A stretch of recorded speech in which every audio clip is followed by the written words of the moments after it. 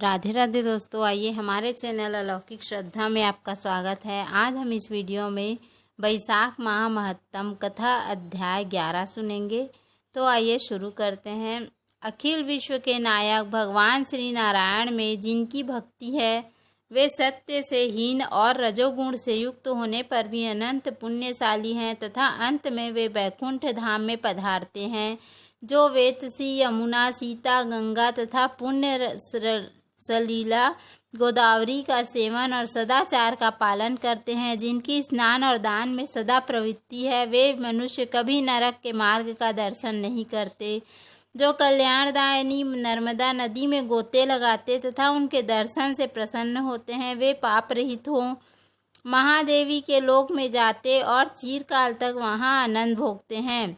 जो मनुष्य चर्मवती चंबल नदी में स्नान करके शौच, संतोष आदि नियमों का पालन करते हुए उसके तट पर विशेषतः श्रम में 3 रात निवास करते हैं, वे स्वर्ग लोक के अधिकारी माने गए हैं।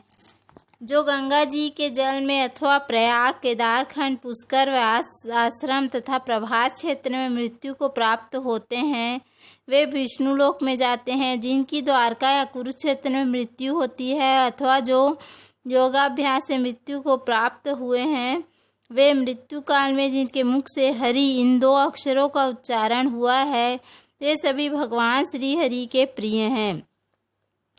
विप्र जो द्वारकापुरी में 3 रात भी ठहर जाता है, वह अपनी 11 इंद्रियों द्वारा किए हुए सारे पापों को नष्ट करके स्वर्ग में जाता है। वहाँ मर्यादा है। वैष्णव व्रत, एकादशी के पालन से होने वाला धर्म तथा यज्ञ आदि के अनुष्ठान से उत्पन्न होने वाला धर्म, इन दोनों को विधाता ने तराजू पर रख कर तोला था। उस समय इनमें से पहले का ही पलड़ा भारी रहा। ब्राह्मण जो एकादशी का सेवन करते हैं तथा जो अच्युत अच्युत कहकर भगवान नाम का कीर्तन करते हैं, उन पर मेरा शासन नहीं चलता। मैं तो स्वयं ही उनसे बहुत डरता हूँ।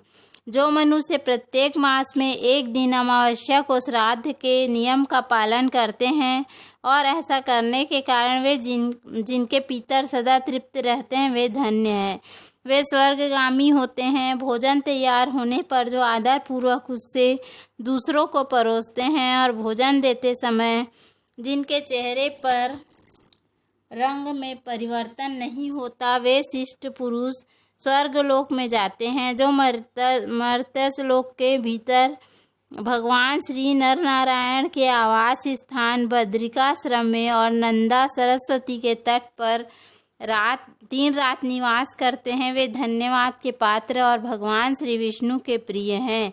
ब्राह्मण जो भगवान पुरुषोत्तम के समीप जगन्नाथपुरी में 6 मास तक निवास कर चुके हैं, वे अच्युत हैं और दर्शन मात्र से समस्त पापों को हर लेने वाले हैं।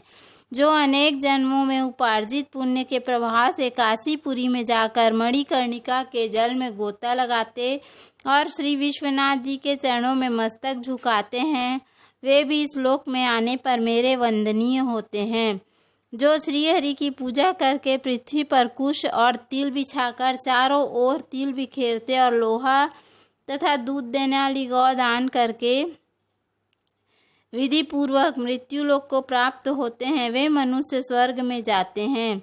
जो पुत्रों को उत्पन्न करके उन्हें माता पिता होने के पद पर बिठाकर ममता और अहंकार से रहित होकर मरते हैं, वे भी स्वर्ग लोक के अधिकारी होते हैं। जो चोरी डकैती से दूर रहकर सदा अपने ही धन से संतुष्ट रहते हैं अथवा अपने भाग्य पर ही निर्भर रहकर जीविका चलाते हैं, मनुष्य स्वर्गगामी होते हैं।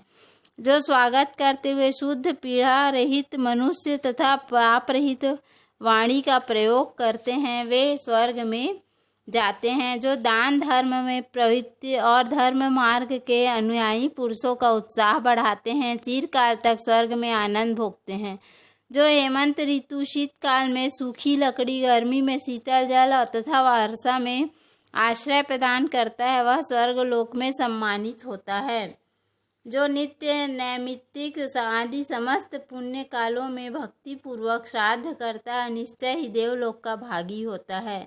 दरिद्र का दान, सामर्थ्यशाली की क्षमा, नौजवानों की तपस्या, ज्ञानियों का मौन, सुख भोगने के योग्य पुरुषों की सुखेच्छा निवृत्ति तथा संपूर्ण प्राणियों पर दया, ये सद्गुण स्वर्ग में ले जाते हैं। ध्यान युक्त तप भव सागर से तारने वाला है और पाप को पतन का कारण बताया गया है। यह बिल्कुल सत्य है, इसमें संदेह की गुंजाइश नहीं है। ब्राह्मण स्वर्ग की राह पर ले जाने वाले समस्त साधनों का मैंने यहाँ संक्षेप से वर्णन किया है। अब तुम और क्या सुनना चाहते हो? बोलो श्री हरि विष्णु भगवान की जय। अगली कथा हम कल सुनेंगे।